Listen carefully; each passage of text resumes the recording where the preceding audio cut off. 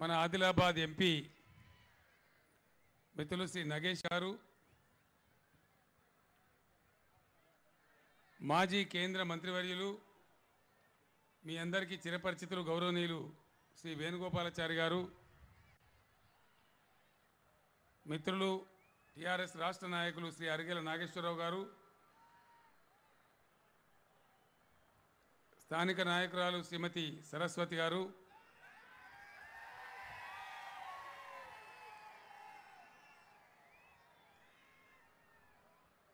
వేదికను అలంకరించినటువంటి TRS party స్థానిక సంస్థల ప్రజాప్రతినిధులు,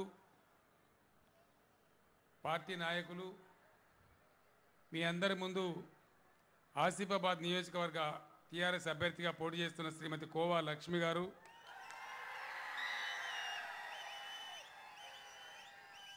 సభకు హాజరైనటువంటి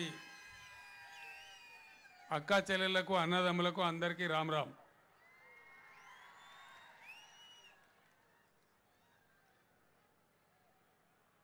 ఈరోజు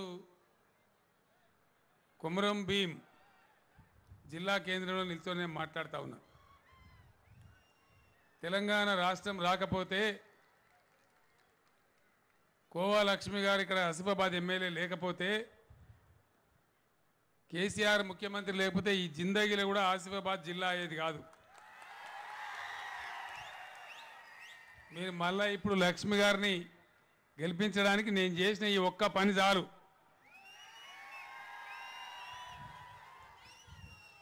ఒక మారుమూల ప్రాంతం తప్పకుండా అభివృద్ధి కావాలని ఆసిఫాబాద్ను నేనే చొరవ తీసుకొని జిల్లా కేంద్రం చేయడం జరిగింది. జిల్లా అయింది కాబట్టి మీకు ఆటోమేటిక్గానే చాలా డెవలప్మెంట్ వస్తుంది. మారుమూల ప్రాంతం, గిరిజన ప్రాంతం కాబట్టి రేపు రాబోయే రోజుల్లో మీ మెడికల్ కాలేజీ కావచ్చు, ఇతర ఇన్స్టిట్యూట్స్ కావచ్చు, బ్రహ్మాండంగా ఆసిఫాబాద్కు తరలి వస్తాయని నేను మనవి చేస్తా ఉన్నా.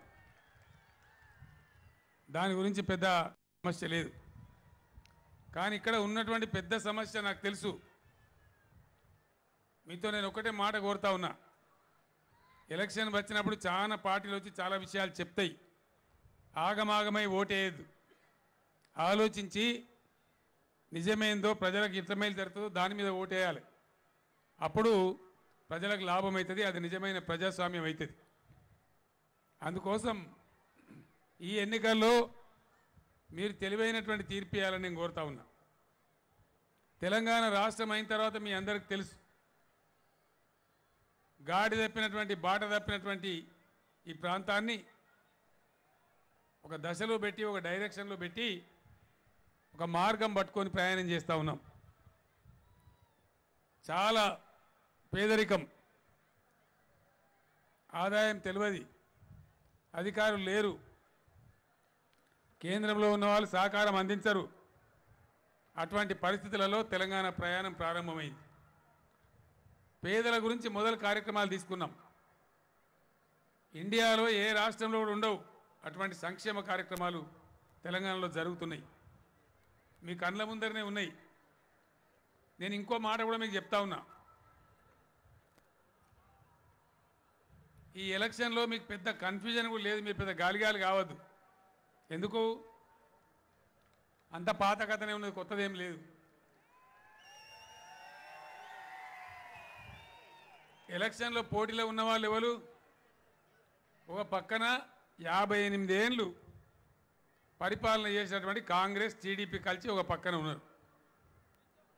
15 ఏళ్ళు తెలంగాణ కోసం కొట్లాడి తెలంగాణ సాధించి మీరు దీవించితే 4 ఏళ్ళు పరిపాలన చేసిన టీఆర్ఎస్ అభ్యర్థి కోవా లక్ష్మి గారు ఇంకో పక్కన ఉన్నారు. ఇక మధ్యలో ఏవో ఉన్నాయి గాలిగత్తర పార్టీ, కానీ వాటి లెక్క లేదు. ఎందుకంటే ఆ పార్టీలు మన దగ్గర గింతిలో కూడా రావు. పోటీ రెండింటి మధ్యలోనే ఉన్నది. సో మీరు ఒక్క మాట నాకు చెప్పాలి. 58 ఏళ్ళ కాంగ్రెస్, టీడీపీ పరిపాలనలో మీ గిరిజన గూడాలలో, తండాలలో, మీ గ్రామాలలో, ఆసిఫాబాద్ పట్టణంలో మీ బస్తీలలో ఆ రోజు కరెంట్ ఎట్లా ఉండే, ఈరోజు కరెంట్ ఎట్లా ఉన్నది? మరి ఎందుకు ఇయ్యలే వాళ్ళు?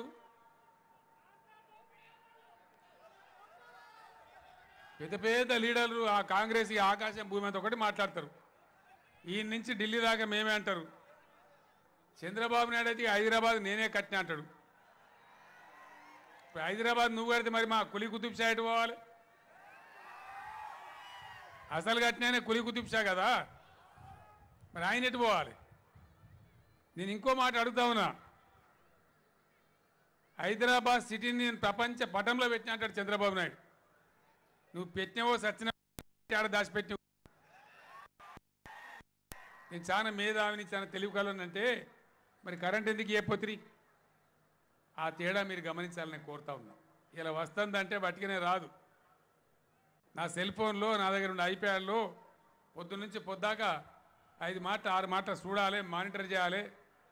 రామగుండంలో ఎంత అవుతుంది, కొత్తగూడెంలో ఎంత అవుతుంది, కేంద్రం నుంచి వచ్చే వాటా వస్తున్నదా లేదా, అది సరఫరా కరెక్ట్ అవుతుందా లేదా, అవన్నీ గంట గంటకు కావాలి కాస్తే మీకు 24 గంటల కరెంట్ వస్తూ ఉంది.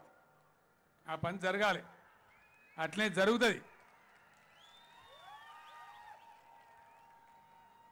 నిన్నగాక మొన్న నరేంద్ర మోడీ భారత ప్రధానమంత్రి వాళ్ళ పార్టీ అధ్యక్షుని పేరు అని అమిత్ షా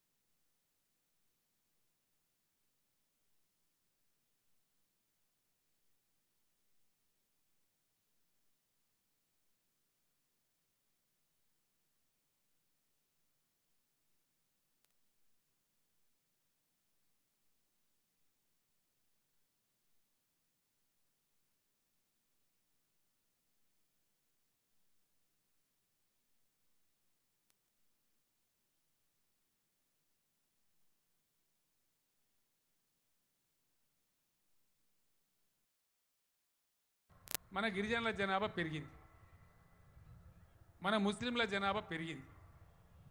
ఇక్కడ అసెంబ్లీలో పాస్ చేసినాం, క్యాబినెట్లో పాస్ చేసినాం, తీర్మానం పంపించినాం మా రిజర్వేషన్ పెంచమని. పెంచా అంటాడు నరేంద్ర మోడీ. నువ్వు అని జాగిరా ఇండియా? అరే మా హక్కు, మా అధికారం, మా ప్రజలకు ఏం అవసరం ఉందో మాకు తెలుసు కదా. పేదరికం ఉంది లేకపోతే ఎందుకు అడుగుతాం? సమస్యలు పరిష్కారం కాలే, మీరు చేయలే, కాంగ్రెస్ టీడీపీలు చేయలే కాబట్టి ఇలా కావాలని అడితే మేము చెయ్యం. నై కర్తే క్యూ నై కర్తే? నేను ఒక్కటే మాట మా గిరిజన బిడ్డలకు, మా ముస్లిం బిడ్డలకు మనవి చేస్తా ఉన్నా. నేనేదన్నా పట్టుబడితే మొండి పట్టుబడతా, మీకు తెలుసా విషయం. తెలంగాణ కోసం నేను బయలుదేరినాడు ఎవరిని కూడా నమ్మకం లేదు, కానీ తెలంగాణ వచ్చింది. ఇవాళ ఎస్టీల రిజర్వేషన్, ముస్లింల రిజర్వేషన్ కూడా వచ్చే టర్మ్లో non BJP non Congress government ఏర్పాటు చేయించి ఢిల్లీలో మొత్తం ఎంపీ సీట్లు మనమే గెలిచి మీ రిజర్వేషన్ సాధించి పెడతాను నేను మనవి చేస్తా ఉన్నా. 100% लाके दूंगा बिना किसी शक के, जो कि हमारा हक है, कोई भीख नहीं है. అందువల్ల నా ప్రార్థన, మెయిన్ సమస్య మీ దగ్గర నాకు తెలుసు. లక్ష్మి గారు చెప్పినారు చాలాసార్లు, ఇప్పుడే మాజీ మంత్రి వేణుగోపాల్ సార్ కూడా చెప్పినారు. పోడు భూముల సమస్య గిరిజనుల సమస్య. గిరిజనుల భూముల ఏజెన్సీ ఏరియాలో నాన్ ట్రైబల్స్ గిరిజనులు కాని వాళ్ళ సమస్య. నేను ఒక్కటే మాట చెప్తా ఉన్నా, ఈసారి ఈ టర్మ్లో నాకు ఎక్కువ సమయం ప్లానింగ్ మీద పోయింది. జిల్లాలు ఏర్పాటు చేసినాం, మండలాలు ఏర్పాటు చేసినాం, డివిజన్లు ఏర్పాటు చేసినాం, పరిపాలన సంస్కరణలు తెచ్చినాం, ఒక 5-6 వేల కొత్త గ్రామ పంచాయతీలు ఏర్పాటు చేసినాం. మీ ఆసిఫాబాద్ నియోజకవర్గంలోనే 135 కొత్త గ్రామ పంచాయతీలు అయినాయి. గిరిజన బిడ్డల కోసం మావా నాటే మావా రాజ్, మా తండాలో మా రాజ్యం అని 50 ఏళ్ళు అడిగితే ఇప్పుడు ఇయ్యలే. కానీ ఈరోజు 3500 గిరిజన ఆవాసాలను పంచాయతీ చేసినాం. వాటి మీద ఈ అసెంబ్లీ ఎలక్షన్ తర్వాత 1 నెలలో గ్రామ పంచాయతీ ఎలక్షన్లు అయిపోతాయి. 3500 మంది గిరిజన బిడ్డలే రాజ్యం వెళ్తారని చెప్పి నేను మనవి చేస్తా ఉన్నా. అదేవిధంగా మీ సమస్యల పరిష్కారానికి మొత్తం కాగజ్ నగర్ కావచ్చు, ఆసిఫాబాద్ కావచ్చు, ఈ వెనుకబడ్డ ప్రాంతాలు చీఫ్ సెక్రటరీ నుంచి అందరు అధికారులను కూడా తీసుకొని వచ్చి నేనే కూర్చొని మీకు ఖచ్చితంగా మీ పోడు భూముల సమస్య, మీకు పట్టాలు ఇప్పించి మీకు కూడా రైతు బంధు రావాలి, రైతు బీమా రావాలి, అందరికి లాభం జరగాలి, మీకు బ్యాంక్ లోన్లు దొరకాలి. కాబట్టి అవన్నీ నేను చేయిస్తా అని చెప్పి నేను మనవి చేస్తూ ఉన్నా. మీరు కోవాలక్ష్మి గారిని పెద్ద మేడతో గెలిపించండి. మీ కార్యక్రమాలు, మీ కోరికలు నెరవేర్చే బాధ్యత నాది అని చెప్పి నేను మనవి చేస్తూ ఉన్నా. ప్రత్యేకించి పాత ఆదిలాబాద్ తూర్పు జిల్లాలో అది కాగజ్నగర్ కావచ్చు, ఆసిఫాబాద్ కావచ్చు, మంతెని వరకు కూడా, బెల్లంపల్లి, మందమర్రి, మంతెని వరకు, మంచిర్యాల వరకు మాలీ కులస్తులు ఉన్నారు. ఈ మాలీ కులస్తుల సమస్యలు కూడా ఉన్నాయి. దాన్ని కూడా డెఫినెట్గా సానుభూతి తీసుకొని పరిష్కారం చేయించే బాధ్యత నేను తీసుకుంటానని నేను మనవి చేస్తూ ఉన్నా. కన్ఫ్యూజ్ కావద్దని కూడా నేను చెప్తా ఉన్నా. నా కళ ఒకటే, తెలంగాణ రాష్ట్రంలో ఖచ్చితంగా 1 కోటి ఎకరాలు పచ్చబడాలి, రైతుల బాధ పోవాలి, రైతుల అప్పులు తీరాలి. మీకు ఒక్కటే మాటనే మనవి చేస్తూ ఉన్నా, పేదల సంక్షేమం కూడా కంటిన్యూ కావాలి. అంటే ఇలా 1000 రూపాయల పెన్షన్ ఎన్నికల తర్వాత 2016 ఇస్తామని చెప్పి నేను మనవి చేస్తూ ఉన్నా. వికలాంగులకు ఇచ్చే 15 మంది 3016 రూపాయలు చేస్తాం. నిరుద్యోగ యువకులకు కూడా 3000 రూపాయల భృతి కూడా ఇచ్చుకుందాం. అదేవిధంగా రైతు బంధు కింద ఇచ్చే ఎకరానికి 4000ను ఇంకో 1000 రూపాయలు పెంచి ఎకరానికి 5000 చేసుకుందాం. పంటకు సంవత్సరానికి 10,000 వస్తాయని నేను మనవి చేస్తూ ఉన్నా. రైతు బీమా పథకం ఇండియాలో ఎక్కడ కూడా లేదు. 1 ఎకరం ఉన్న రైతు చనిపోయినా, 1/2 ఎకరం ఉన్న రైతు చచ్చిపోయినా కూడా వాళ్ళ కుటుంబం బజార్లో పడకుండా ఇవాళ 5 లక్షల రూపాయలు బీమా చేసినాం. ఆ సదుపాయం వస్తూ ఉంది. ఇది భారతదేశంలో ఎక్కడ లేదు. ఇటువంటి మంచి కార్యక్రమాలు జరుగుతూ ఉన్నాయి. నేను ఒక్కటే మాట చెప్తున్నా, మా రైతులు, తెలంగాణ రైతులు వాళ్ళ అప్పులు కట్టి బ్యాంకులలో 5 లక్షలు 10 లక్షలు వాళ్ళ దగ్గర నిల్వ ఉండే వరకు మీకు 24 గంటల కరెంట్ ఇస్తా అని చెప్పి నేను మనవి చేస్తూ ఉన్నా. ఫ్రీ కరెంట్ ఇస్తాం, నీళ్లు తెచ్చిస్తాం, రైతులు ఎరువులు ఇత్తనాలని సకాలంలో ఇస్తాం, రైతు బంధు కార్యక్రమాన్ని కొనసాగిస్తాం. ఆ విధంగా మన రైతులు ధనవంతులు కావాలి.